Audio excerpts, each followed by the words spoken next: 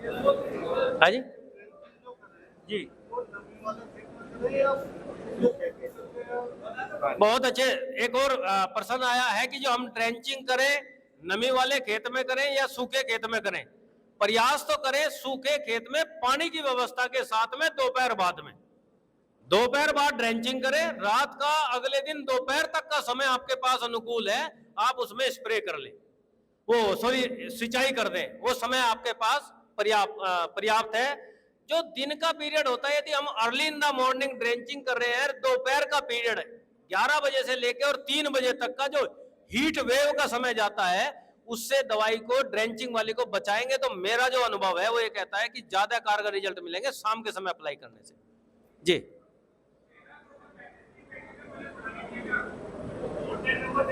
हाँ हाँ, बैठ लो, पहले मैं उनका एक सवाल का जवाब दे दूं, आप तो सारी आज ही ले लोगे। मैं टॉप बोरर पे दोबारा से एक समराइज करता हूं, अभी राहुल जी ने बताया है। टॉप बोरर वास्तव में इस समय, अभी जैसे इन्होंने चीजें बताई कि इस समय तापमान में बारिश हुई है, गिरावट आई है, तो उसके कारण क्या प्रभाव होगा। जब भी तापमान में गिरावट आती है और फिर तापमान बढ़ के आता है, एक बार इनिशियल स्टेज में उस कीट की पीढ़ी रुकने की संभावना नजर आती है, लेकिन जैसे जैसे तापमान एकदम तेजी से बढ़ेगा उतनी ही एग्रेसिवली ये बोरर निकल के बाहर आना शुरू हो जाएगा, क्योंकि बारिश के कारण जो प्यूपल स्टेज है वो उधर मौत स्टेज में कन्वर्ट होकर बाहर निकलने के लिए कुछ समय के लिए वो स्टॉप होती है। उतना ज्यादा उस पर तापमान का प्रभाव रहता है कि तापमान ठंडा हुआ तो इसलिए वे तितलियां निकलने का समय 2-3 दिन 4 दिन डिले हो जाता है। लेकिन जैसे ही तापमान बढ़ेगा उन तितलियों की संख्या फिर दोबारा से बढ़नी शुरू हो जाएगी। वहीं से ही आपको उसके कंट्रोल का सिस्टम लगाना शुरू कर देना है। जो मैंने अभी आपको सारी विधियां बताई है, आप फिरोमोन ट्रैप के साथ जाएं, लाइट ट्रैप के साथ जाएं, सीटीपीआर की ड्रेंचिंग के साथ जाएं, फोलियर स्प्रे के साथ जाएं, सभी विधि आपको आजमानी है और प्रयोग करनी है, और समयबद्ध तरीके से किसको हमें कब इस्तेमाल करना है वो मैंने आपको सारी चीजें बताई है, उसी को आप प्रयोग करेंगे। अब मैं आपकी 13-235 पर आता हूं। 13-235 में वजन कैसे बढ़ाएं, पौधे में बढ़ाएं पेटी में बढ़ाएं। पेटी में खुराक क्या दी है उसको,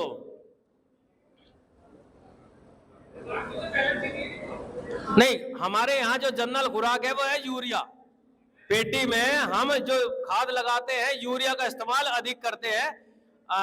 पत्ती है उस खेत में या नहीं है, पत्ती नहीं है, निराई गुड़ाई खुदाई की है, तो तभी जब आपने पहली निराई गुड़ाई खुदाई की तभी आपको उसमें फर्स्ट टॉप ड्रेसिंग की ड्रेंच फर्टिलाइजर अप्लाई करना था, एनपीके दोबारा से अप्लाई करना था, पोटास दोबारा से अप्लाई करना था, ह्यूमिक एसिड दोबारा से अप्लाई करना था, रूट जोन डेवलप करना है, जड़ें स्ट्रेंथनिंग करनी है, फास्फोरस और पोटास शरीर निर्माण के लिए, क्योंकि माइक्रो न्यूट्रिएंट ऊपर से दिए जा सकते हैं लेकिन जो बेसल की रिक्वायरमेंट है फास्फोरस और पोटास की, वो जमीन में जब तक रूट जोन में मिट्टी के साथ मिलके वहां नहीं पहुंचेंगे तब तक पौधे में वजन देने की प्रवृत्ति कम से कम रहेगी। इसलिए उसका जी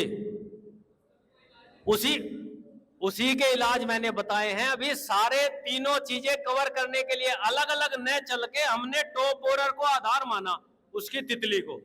हमारे खेत में ब्लैक बग भी नजर आ रहा है, हमारे खेत में थ्रिप्स भी नजर आ रहा है, उन सबके लिए ही फोलियर स्प्रे के कॉम्बिनेशन बताए।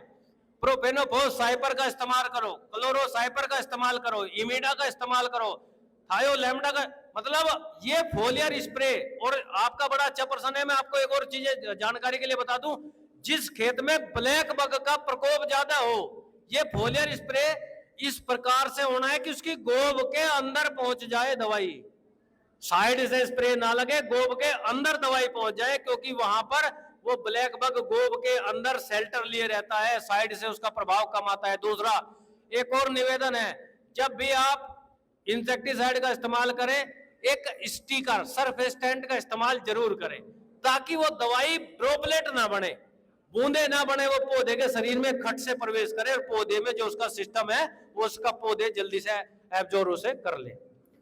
बहुत अच्छा लगा आप लोगों से, काफी लंबी वार्ता हुई और रह रही।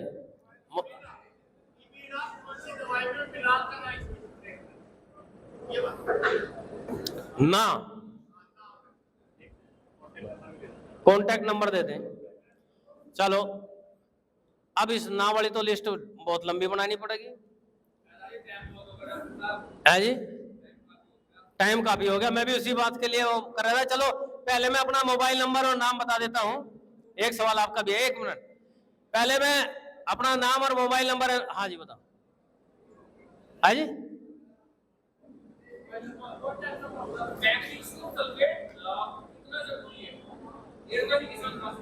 Magnesium sulphate, copper sulphate, iron, boron, zinc सारे ही तत्व आवश्यक है और आपकी मिट्टी की जांच के आधार पर तो बेहद आवश्यक है। और जो पौधे के ऊपर बीमारियों का और कीड़ों का प्रकोप है वो उस दशा में ही ज्यादा होता है जब शरीर में पोषक तत्वों की कमी होती है।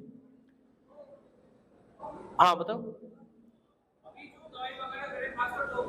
जी।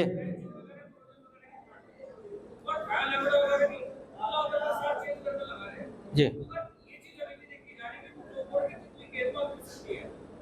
नहीं वो, हाँ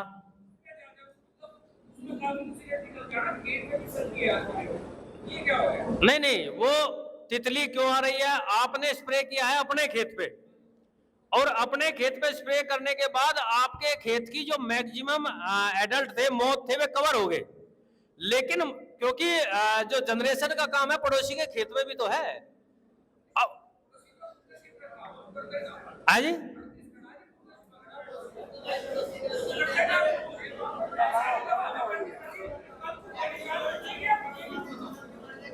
भाई सारे सारे समझौता कर लो, एक साथ करो भाई एक एक आदमी बोलो, ऐसे नहीं। मुझे किसी भी सवाल का जवाब देने में आपत्ति नहीं, हो सकता है कुछ मुझे भी सीखने को मिले, लेकिन मैं कहता हूं यदि पड़ोसी का एक और छोटी सी चीज बता दूं आपको सरप्राइज होंगे। पिछली बार बैठ जाओ, पिछली बार माइट का, व्हाइट फ्लाई का बेहद ज्यादा प्रकोप हुआ। माइट बहुत आई, व्हाइट फ्लाई बहुत आई और सबने प्रयास करे उसको खत्म करने के, नहीं कर पाए। कारण क्या था? मैं अपने खेत पे हर 15 दिन में स्प्रे करता हूं, पड़ोसी अपने खेत में हर 15 दिन में स्प्रे करता है। वह जो साजे की मेड है उस पर कोई सा नहीं करता, ना मैं जान देता दवाई, ना पड़ोसी जान देता। और उसे शेल्टर मिलता है, निवास वहां पे मिलता है। 15 दिन बाद यदि आपकी दवाई कमजोर है तो आप वाले में, और यदि पड़ोसी की दवाई कमजोर है तो पड़ोसी वाले में। मेरा निवेदन है कि बार उस मेड को भी सहमति से अपने दोनों मिला लो। क्या लगे भाई, आप जब स्प्रे करो इस मेड पे भी कर लियो और जब मैं करूंगा इस मेड पे मैं भी करूंगा। जब तक कीड़े को शेल्टर नहीं मिलेगा तो बोरर की ब्रूड बढ़ने का कारण शेल्टर है। पौधा कटने लग रहा है, पेडी तैयार है और पेडी तैयार हो गया, वहां शेल्टर मिल गया, उसके अंदर वो फिर घुस गई। तो वो शेल्टर जब तक उसे आवाज मिलता रहेगा तब तक उसका प्रकोप वहां पे चलता रहेगा।